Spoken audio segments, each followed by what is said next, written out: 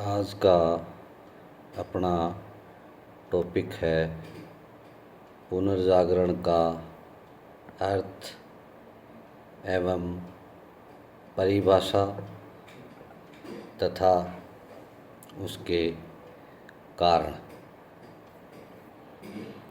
पुनर्जागरण का शाब्दिक अर्थ है फिर से जागना। साधारणतया 14वीं शताब्दी से 17वीं शताब्दी के बीच यूरोप में अनेक सांस्कृतिक तथा बौद्धिक परिवर्तन हुए, जिन्हें पुनर्जागरण के नाम से ही जाना जाता है। रोमन साम्राज्य के पतन के साथ ही यूरोपवासी प्राचीन यूनानी एवं रोमन ज्ञान को भूल गए। परिणाम स्वरूप संस्कृति के विकास का मार्ग अवरुद्ध हो गया। गरीबों व अशिक्षितों का शोषण होने लगा। परंतु मध्य युग के अंत में एक बौद्धिक क्रांति प्रारंभ हुई, जिसके परिणाम स्वरूप जीवन के सभी क्षेत्रों में अत्यधिक उन्नति हुई। अब लोगों में स्वतंत्र चिंतन, साहस, जिज्ञासा तथा वैज्ञानिक चेतना आदि नवीन भावनाएं उत्पन्न हुई। साहित्य, कला, विज्ञान आदि क्षेत्रों में महत्वपूर्ण उन्नति हुई। धार्मिक बंधनों से मुक्त होकर कलाकार स्वतंत्र रूप से कला का विकास करने लगे। वैज्ञानिकों ने नई नई खोजें या आविष्कार भी किए। अब अपन पुनर्जागरण की परिभाषा में सर्वप्रथम जवाहरलाल नेहरू के द्वारा दी गई परिभाषा को लेते हैं। पुनर्जागरण का अर्थ है विद्या का पुनर्जन्म, कला, विज्ञान, साहित्य और यूरोप की भाषाओं का विकास। इनके अलावा प्रोफेसर ल्यूकस के अनुसार 14वीं और 17वीं शताब्दियों के बीच यूरोप में होने वाले महत्वपूर्ण सांस्कृतिक परिवर्तनों को पुनर्जागरण कहते हैं। इसके अलावा अपन शिमोंड का कथन लेते हैं कि पुनर्जागरण एक ऐसा आंदोलन था जिसके द्वारा पश्चिम के राष्ट्र मध्य युग से निकलकर आधुनिक युग के विचार और जीवन की पद्धतियों को ग्रहण करने लगे। पुनर्जागरण का अर्थ एवं परिभाषा के उपरांत अपन इसकी कुछ विशेषताएं हैं, उनके बारे में विचार करते हैं। पुनर्जागरण ने स्वतंत्र चिंतन की विचारधारा को प्रोत्साहन दिया। अब यूरोपियन लोगों में तार्किक दृष्टिकोण का विकास हुआ। पुनर्जागरण के फलस्वरूप मानवतावादी विचारधारा का विकास हुआ। इन्होंने इस बात पर बल दिया कि मनुष्य को परलोक की चिंता छोड़कर इस जीवन को आनंद से व्यतीत करना चाहिए। इन्होंने धर्म व मोक्ष के स्थान पर संपूर्ण समाज के उद्धार पर बल दिया।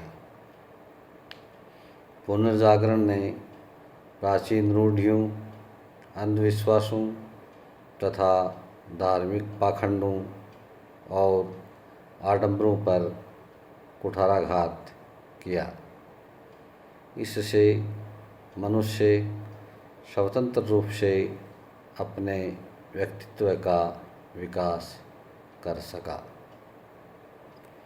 पुनर्जागरण के फलस्वरूप देशी भाषाओं का विकास हुआ और विद्वानों ने बोलचाल की भाषा में पुस्तकें लिखी। इससे वैज्ञानिक विचारधारा का विकास हुआ तथा लोगों का झुकाव तर्क, प्रयोग और विज्ञान की ओर होने लगा एवं रूढ़ियों तथा अंधविश्वासों से हटने लगा। सहज सौंदर्य की उपासना भी पुनर्जागरण की एक प्रमुख विशेषता थी। अब साहित्य और कला के सौंदर्य एवं प्रेम की भावनाओं को प्रमुख स्थान दिया गया। इस युग की कला धार्मिक बंधनों से मुक्त होकर यथार्थ को प्राप्त हुई। सौंदर्य के प्रदर्शन को कला में स्थान मिला। पुनर्जागरण के लिए जो कारण उत्तरदायी माने जा सकते हैं, जिन कारणों से पुनर्जागरण हुआ, उनमें प्रमुख रूप से अपन निम्नलिखित को बता सकते हैं। मुख्य रूप से सर्वप्रथम धर्मयुद्धों को लिया जा सकता है। धर्मयुद्धों के कारण यूरोपवासियों को पूर्वी देश के लोगों के संपर्क में आने से उनकी तर्क शक्ति, प्रयोग पद्धति तथा वैज्ञानिक खोज से प्रभावित हुए।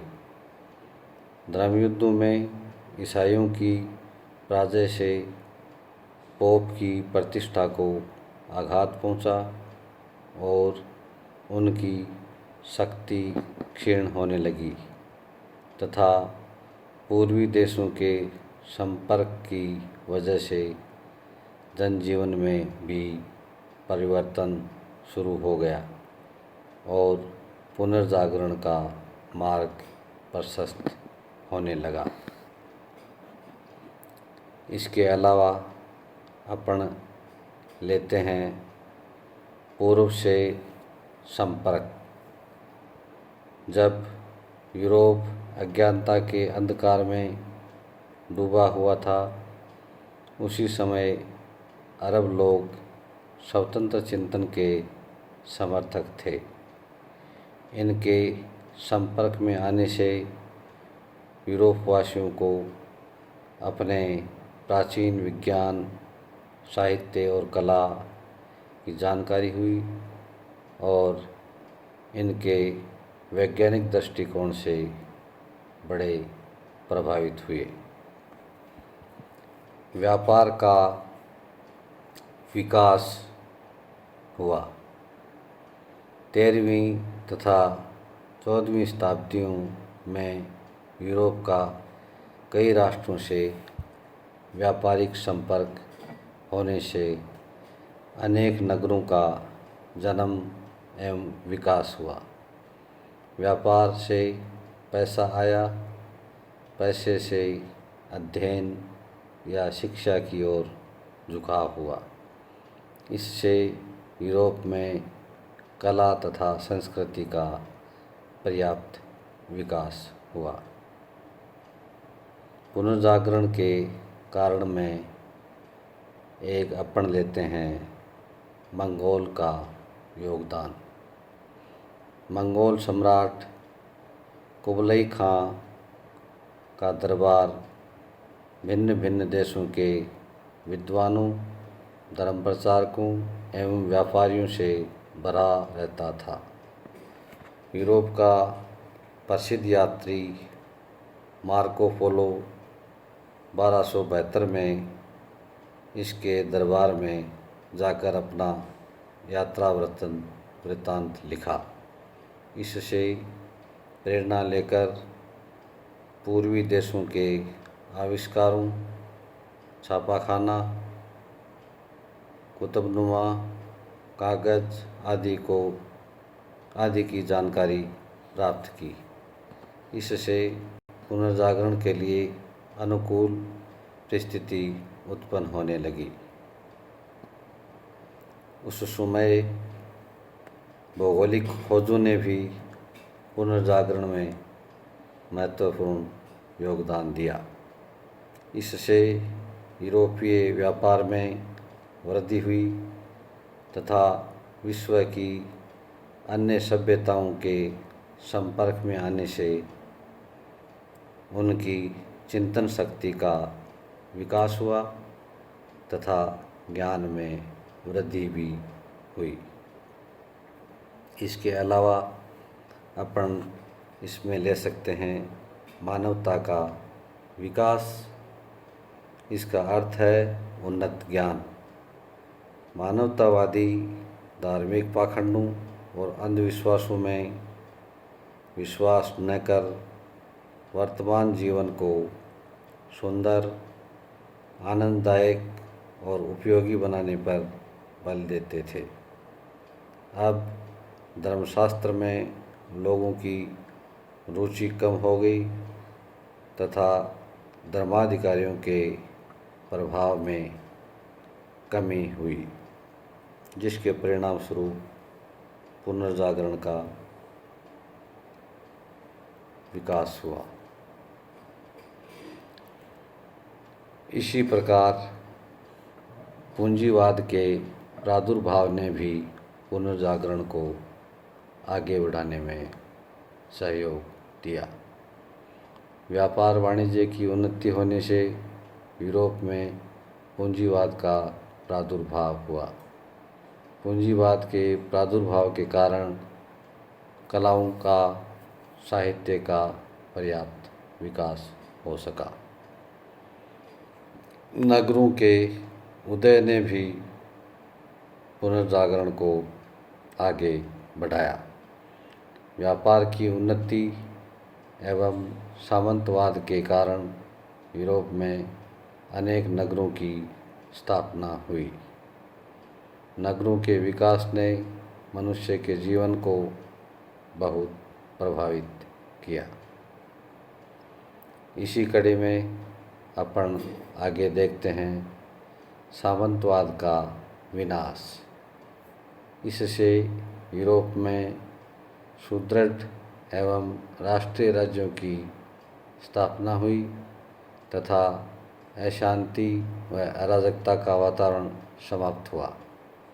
अब जनता के लिए स्वतंत्र रूप से चिंतन एवं मनन करने का अवसर मिल गया।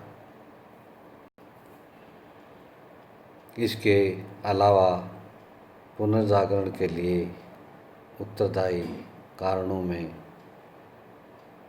सबसे प्रमुख कुस्तुनतुनिया पर तुर्कों का अधिकार को ले सकते हैं। यह 200 वर्षों से यूनानी ज्ञान, दर्शन एवं कला का एक प्रसिद्ध केंद्र था। इस पर तुर्कों के अधिकार कर लेने से यूनानी विद्वान अपने ग्रंथों के साथ इटली, फ्रांस आदि देशों में पहुँचे तथा यूरोपवासी यूनानी साहित्य से अत्यधिक प्रभावित भी हुए। पुनर्जागरण के कारणों में अपन शिक्षा के विकास को भी ले सकते हैं। मध्य युग के अंत में यूरोप में शिक्षा की काफ़ी उन्नति हुई। शिक्षा के विकास से मनुष्य की प्राचीन रूढ़ियों, अंधविश्वासों आदि में आस्था नहीं रही। परिणाम स्वरूप पुनर्जागरण को बढ़ावा मिला। अंत में अपन कह सकते हैं कि इसमें धार्मिक विश्वास तथा तर्क दोनों का समन्वय था। इस आंदोलन से शिक्षा तथा वाद विवाद को खूब प्रोत्साहन मिला।